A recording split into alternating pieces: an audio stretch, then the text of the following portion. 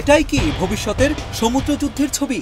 একদিকে চীনের নতুন দানব ফুজিয়ান আর অন্যদিকে যুক্তরাষ্ট্রের শক্তির প্রতীক জেরাল্ড আর ফোর্ড।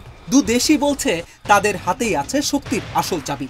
নিউ ইয়র্ক ভিত্তিক সংবাদ মাধ্যম নিউজউইক 12 নভেম্বর এক প্রতিবেদন প্রকাশ করে। সেখানে তুলে ধরা হয়েছে সমুদ্রের এই দুই দানবের পার্থক্য। চলুন তাহলে দেখা যাক সত্যিকারের শক্তি আসলে কার হাতে।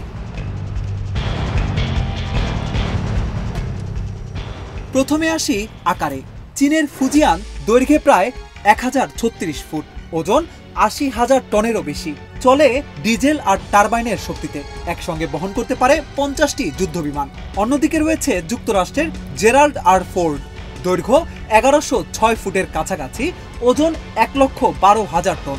এটি চলে শক্তিশালী পরমাণু রিয়েক্টরে, বহন করতে পারে একসঙ্গে 75টি যুদ্ধবিমান। হিসেব করলে দেখা যায় বিমান বহন ক্ষমতায় যুক্তরাষ্ট্র অনেক এগিয়ে। সেই সঙ্গে জ্বালানি শক্তির ধরনের কারণে যুক্তরাষ্ট্রের ফোর্ড অন্যতম।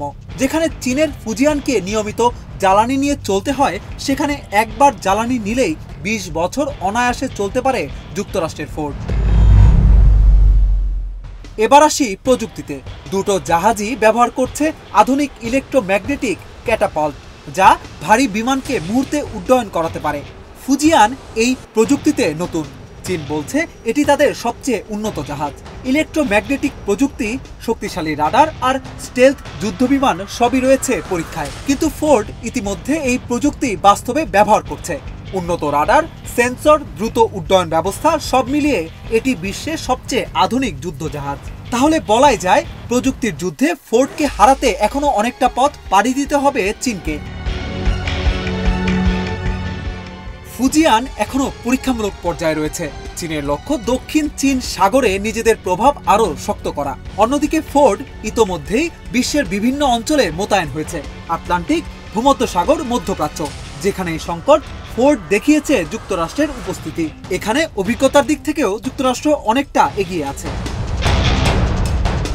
ফুজিয়ান চীনের উচ্চাকাঙ্ক্ষার প্রতীক, আর ফোর্ড যুক্তরাষ্ট্রের বহু বছরের অভিজ্ঞতা আর প্রযুক্তির ফল। একটি রয়েছে উপরে ওঠার চেষ্টায়, আরেকটি দাঁড়িয়ে আছে শীর্ষে। তাহলে প্রশ্ন হলো, আগামীর দিনে সমুদ্র কার নিয়ন্ত্রণে থাকবে? উত্তর লুকিয়ে আছে সময়ের অপেক্ষায়। অভিষেক তরফদার, অঞ্জন, ইন্ডিপেন্ডেন্ট ডিজিটাল।